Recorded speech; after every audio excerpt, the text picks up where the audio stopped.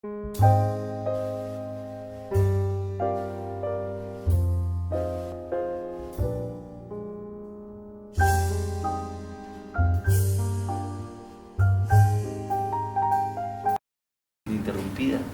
Por eso la jurisprudencia de la Corte Constitucional, en el vencimiento de términos para la libertad provisional, ya no se habla de días hábiles, sino de días calendarios. Y por eso la legislación procesal penal, en la parte que tiene que ver con la actividad investigativa y juzgadora, habla de que todos los días son hábiles para la investigación y el juicio penal. Un tema constitucional que hemos dejado pasar de lado sin haberle imprimido, sin haberle dado la trascendencia fundamental.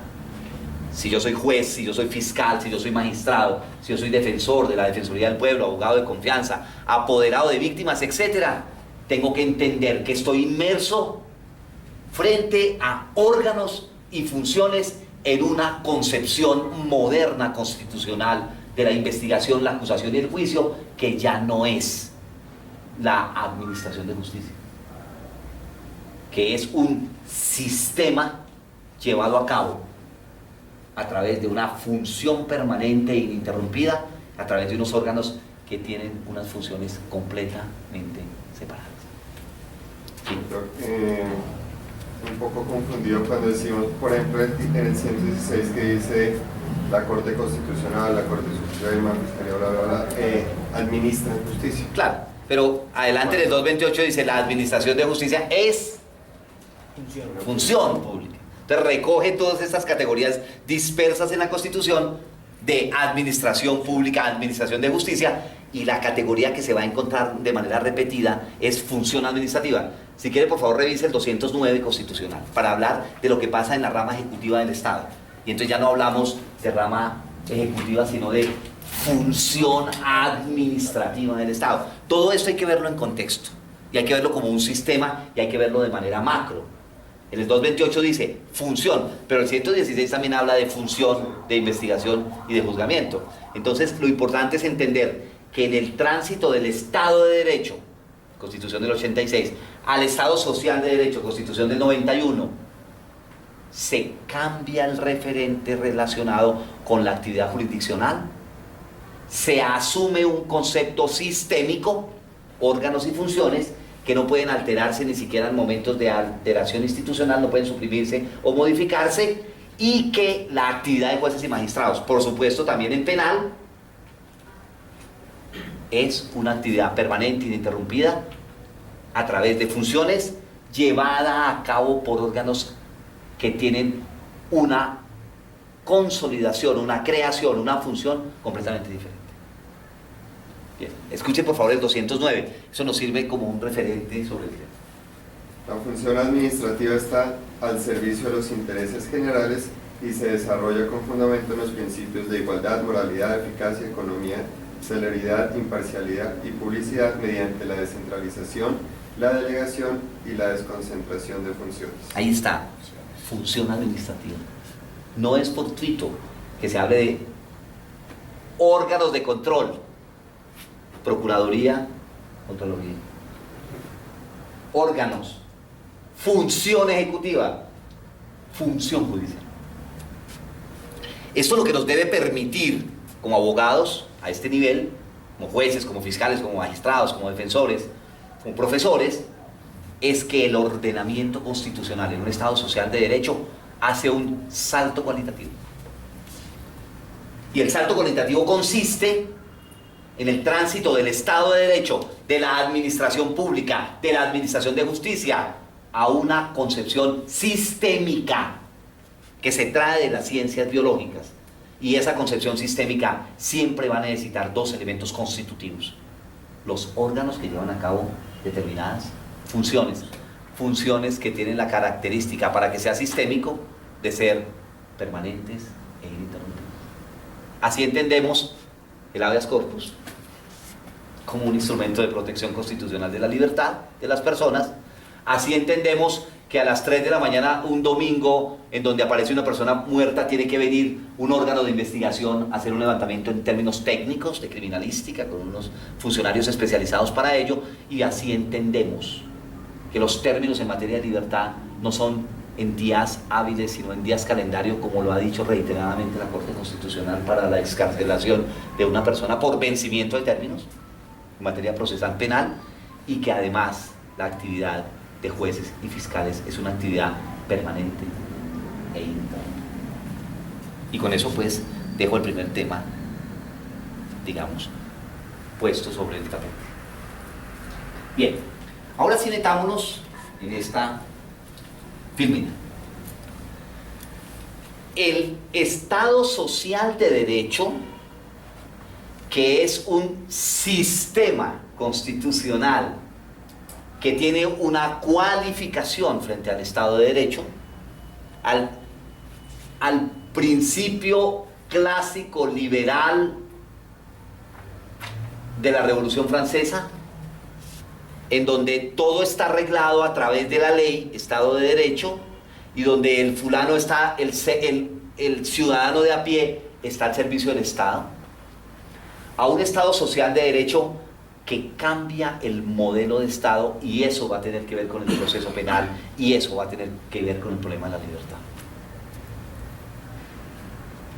A partir de la Constitución del 91, adscrita a un Estado social de derecho, entendemos en materia penal y procesal penal que los funcionarios del Estado y la estructura del Estado y la actividad de funciones y órganos en materia de investigación y juicio penal deben orientarse hacia la identificación de una constitución antropocéntrica.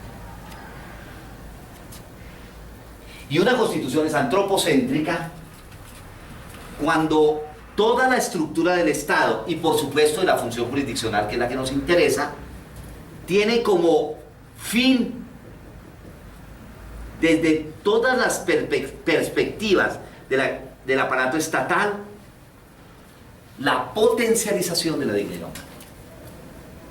El principio fundante en materia procesal penal, en materia penal y en materia de modelo de Estado social de derecho es, por supuesto, la identificación del concepto de dignidad humana, que va a ser fundamental para entender qué papel juega la libertad frente a la dignidad humana.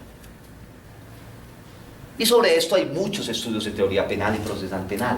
De hecho, el artículo 1 del Código Penal y el artículo 1 del Código de Procedimiento Penal dicen que el sistema penal sustantivo o procesal se fundan, tiene como núcleo fundante el respeto y el reconocimiento por la dignidad humana. Pero ni la Constitución, ni el sistema procesal, ni el sistema penal nos dice que la dignidad humana. Y es un tema muy trajinado por abogados, por jueces, por fiscales, etc. Pero el verdadero significado de la categoría de dignidad humana, que es fundante en un Estado social de derecho, en penal necesita ponerlo en su lugar. Y ojo con esto. La categoría dignidad humana para el derecho penal y para el derecho procesal penal en un Estado social de derecho implica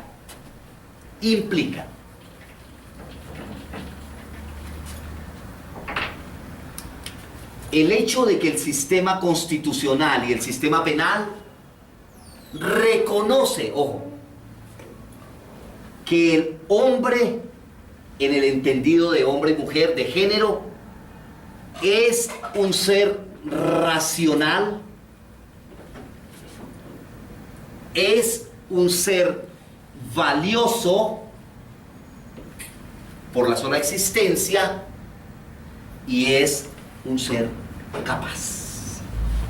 Estas tres categorías son básicas en materia de principio fundante de dignidad humana en teoría procesal, penal, constitucional.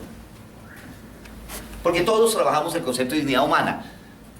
Y claro, lo que normalmente se hace en términos de dignidad humana es decir que la persona es intocable y que sus derechos deben ser garantizados por la actividad jurisdiccional.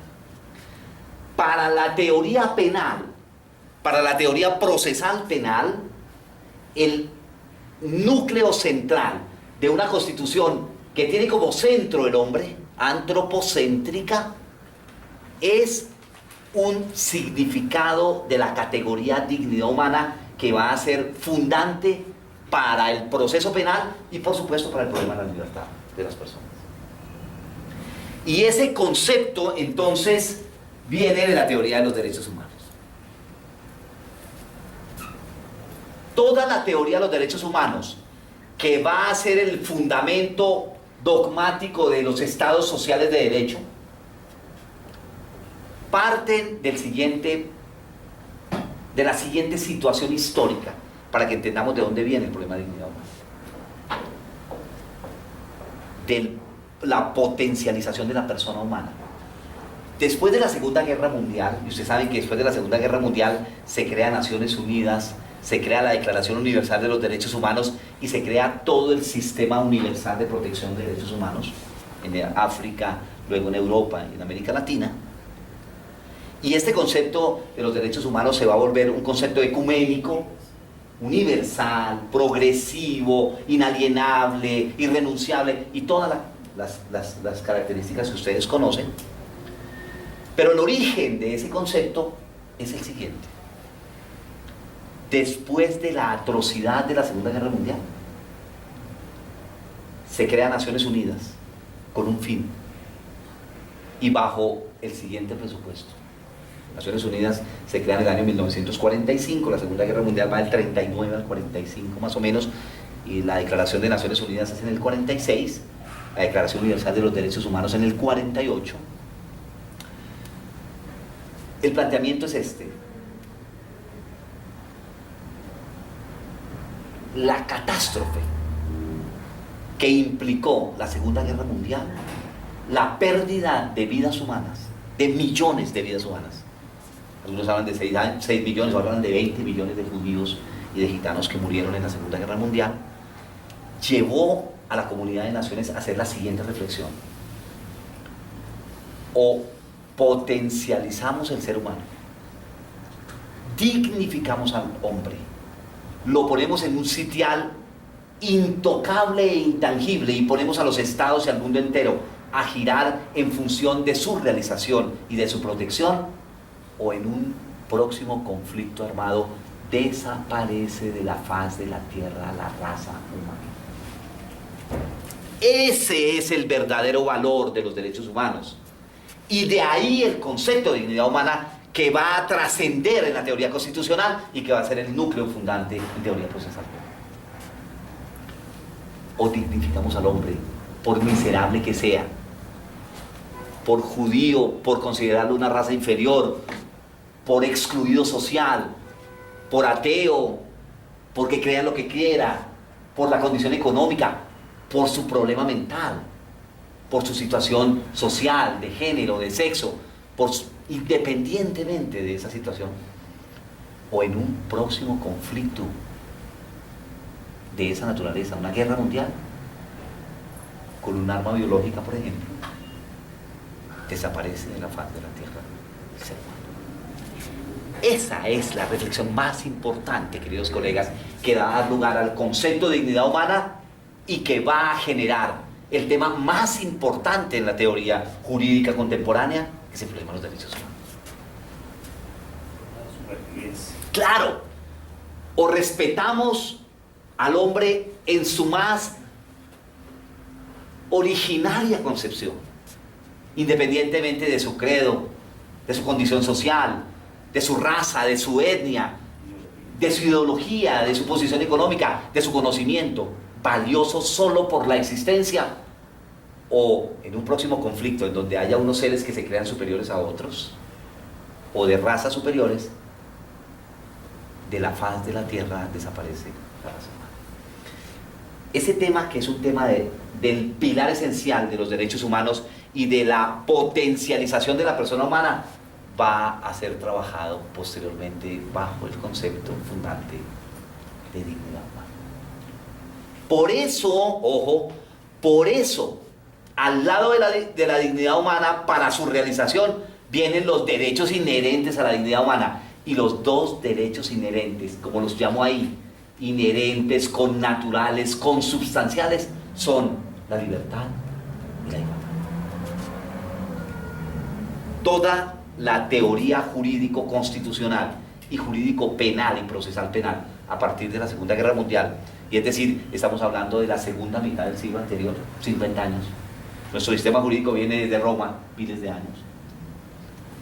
Es el reconocimiento del carácter digno, valioso, fundante, central del hombre en el mundo, en los países, en el sistema jurídico interno, nacional o internacional, y al lado de él, algo que llega con él al mundo jurídico, que es la libertad y la igualdad. Sí, doctor.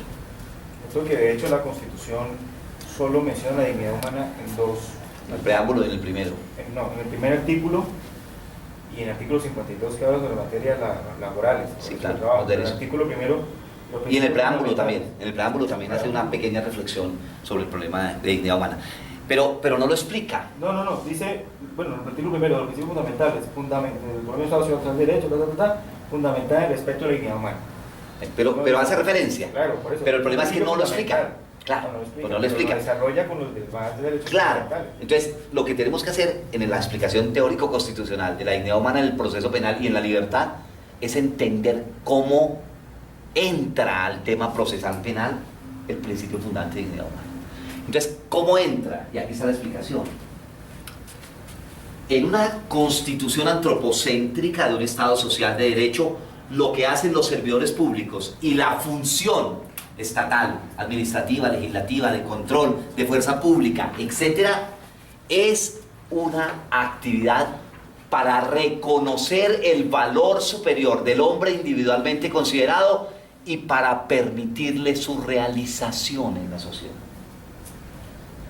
Por eso uno de los derechos fundamentales, que también es un derecho humano, es el derecho al libre desarrollo de la personalidad. El Estado está al servicio del hombre, no el hombre al servicio del Estado. Por esa razón, el concepto fundante de dignidad humana va a ser importante en todas las áreas, y el carácter antropocéntrico en el modelo de Estado social de derecho, pero fundamentalmente se entiende que el Estado, que la función, que los órganos en materia procesal penal arrancan de prevalecer, de potencializar que el hombre es el fin del Estado. No es un objeto, no es una cosa, no es un instrumento, que no está el hombre al servicio del Estado, sino el Estado al servicio del hombre, reconociendo su valor y garantizando su proyecto de vida.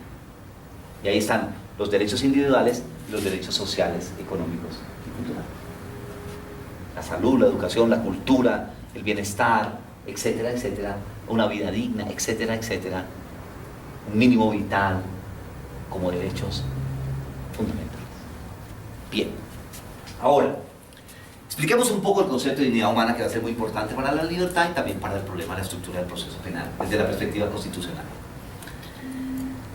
Entendido el ser humano en su más amplia acepción, su más amplio significado, como un ser digno, la dignidad es la valía. Alguien merece el concepto de dignidad porque es axiológicamente importante, porque tiene un valor en la sociedad. Entendido sobre la base de que no solo es un hombre valioso por su existencia, independientemente de sus condiciones, sino porque el hombre es un sujeto capaz para el penal. Y además es un hombre basado en la racionalidad, y al ser capaz es un sujeto autodeterminable.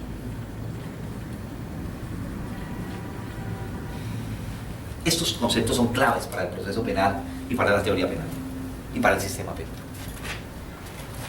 La investigación y el juicio penal, desde la perspectiva constitucional, con esa característica sistémica y con esa exigencia de no poder ni siquiera en estado de excepción alterarlo o suprimirlo, reconocen el valor del hombre solo por su existencia como el fin del Estado, de constitución antropocéntrica.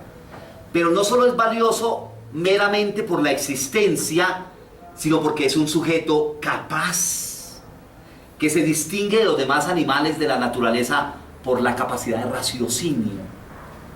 Y esa capacidad de raciocinio le da la capacidad de autodeterminarse en la sociedad. Y esa autodeterminación de la sociedad le permite proyectar su futuro. Por eso, al lado de la dignidad humana, el principio del libre desarrollo de la personalidad es un principio fundamental. Veamos por favor el artículo 5º y el artículo 16 de la Constitución. También nos vamos a servir un tintito para poder acompañarnos. Bien, veamos el 5º y el 16.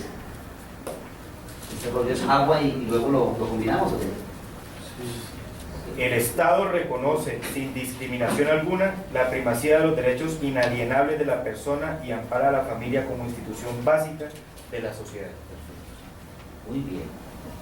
Noten ustedes, carácter inalienable en materia de Estado Social de Derecho. Inalienable. Y recuerden el significado en teoría constitucional de lo inalienable. Lo inalienable no es lo irrenunciable. Lo irrenunciable es irrenunciable.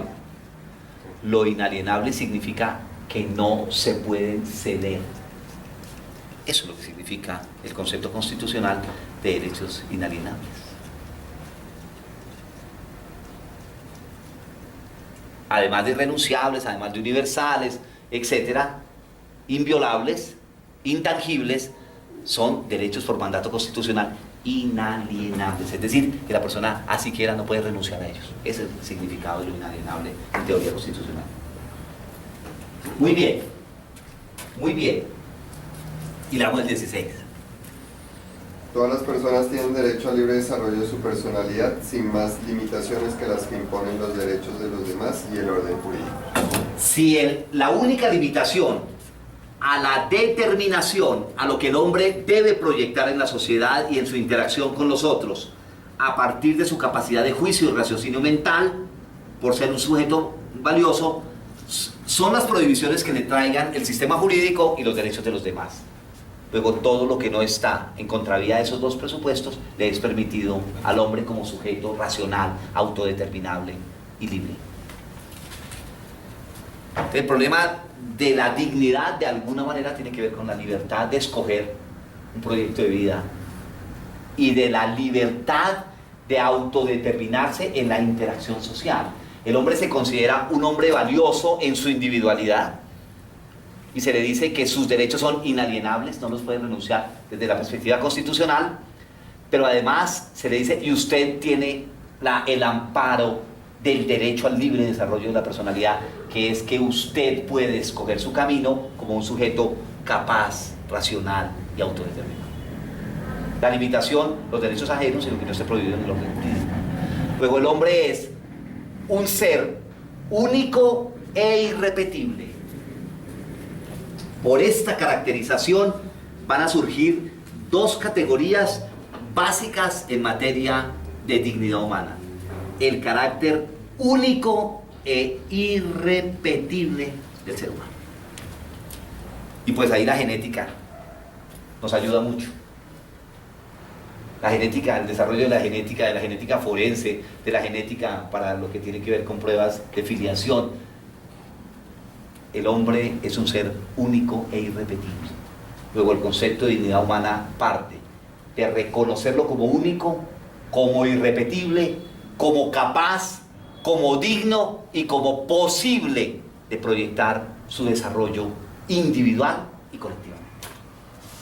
El ser humano en esta perspectiva, bajo el concepto de dignidad humana, solo estoy explicando el concepto de dignidad humana como núcleo fundamental del proceso penal y del problema de la libertad más adelante, se entiende como el valor solo por la existencia de una persona que es capaz, autodeterminable, que el Estado le debe garantizar un proyecto de vida y el desarrollo en la sociedad, sujeto valioso en su individualidad, derechos individuales, y en su colectividad, en la interacción con los grupos humanos, partiendo del grupo humano más importante de donde venimos todos y donde normalmente terminamos, la familia. Por eso en teoría penal y procesal penal, cuando se estudia el tema de dignidad humana en constitución antropocéntrica, se habla de que el ser humano es valioso porque existe en su individualidad derechos irrenunciables e inalienables, pero además el ser humano se realiza en la coexistencia de otros. Y en la coexistencia con otros surgen los conflictos. Y en los conflictos hay conflictos de marca mayor, los conflictos más graves de la sociedad. Y la investigación y juicio y juzgamiento y sanción de los conflictos más graves de la sociedad, que teóricamente causan mayor daño, son los conflictos que están reservados para afectar la libertad de las personas. Hay una especie de ecuación en teoría penal y procesal penal de que el hombre, siendo un ser digno individualmente considerado, solo se realiza en la sociedad a través de la coexistencia con otros. Luego el ser es valioso individual, pero es valioso grupal o colectivamente. El ser humano es un ser gregario, dice la teoría de la dignidad humana. El ser humano es por naturaleza un ser gregario. Y el ser gregario es el ser social. Luego el hombre existe y coexiste. El mundo constitucional lo reconoce como un ser valioso en su individualidad y le da unos derechos a la dignidad humana, a la libertad y a la igualdad individualmente considerados, pero también le dice, como usted se realiza en la coexistencia, usted se realiza con otros en los grupos humanos, porque usted es por naturaleza un ser grupal, también lo protejo, y uno de esos derechos es el derecho al libre desarrollo de la persona. El ser humano es y coes. El ser humano existe y coexiste con otros. Y en esa coexistencia con otros, siempre, por siempre habrá conflictos sociales. Conflictos en pareja, cónyuges, compañeros, hijos, ascendientes, descendientes, etc. Trae un sector del mundo jurídico que es el derecho de familia y el derecho de infancia y de adolescencia para solucionar ese problema. Pero además hay conflictos en las relaciones de trabajo entre el empleador y el trabajador, conflictos individuales y conflictos colectivos, la huelga, el pacto colectivo, también los derechos individuales del trabajador, y crea una jurisdicción para que se ocupe de eso, una función judicial para resolver ese conflicto, la función laboral y de la seguridad social, salud, pensiones, etc. Hay conflicto entre particulares, hay conflicto entre el Estado y el Estado y el Estado y los particulares, todo el derecho administrativo. Hay conflicto entre los servidores públicos y su relación laboral con el Estado, derecho disciplinario, procuradurías, personerías, oficinas de control interno disciplinario. Hay conflictos que teóricamente son los de mayor dañosidad social. Un secuestro, una extorsión, un genocidio, una tortura, un acceso carnal, una contratación indebida, etc. Son conflictos del hombre en su interacción con otros. Y esos conflictos teóricamente de la mayor dañosidad, paréntesis antijuridicidad, son los conflictos que ameritan la respuesta del sistema penal, de la función judicial penal, y ojo a los términos, que van a comprometer el derecho más importante de las personas, el derecho a la libertad. Hay una ecuación entre el derecho penal, la investigación y el juzgamiento penal, ocupados de saber qué fue lo que pasó en las conductas de mayor daño, utilicemos el término que utiliza el derecho penal y procesal penal, lesividad.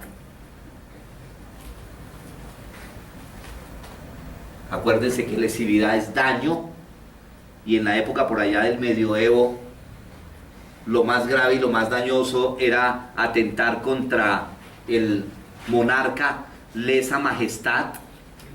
Entiendo que estuvo por acá el profesor Gómez Faballó y tiene un librito sobre el derecho penal en la antigüedad y el medioevo que lo publicó con el externado, y ahí muestra los delitos de lesa majestad como los delitos de mayor daño en la época del medioevo y la Inquisición, donde las sanciones eran las más graves, y hoy, cuando lo que más vale es el hombre individualmente considerado, la persona humana, los delitos de lesa humanidad.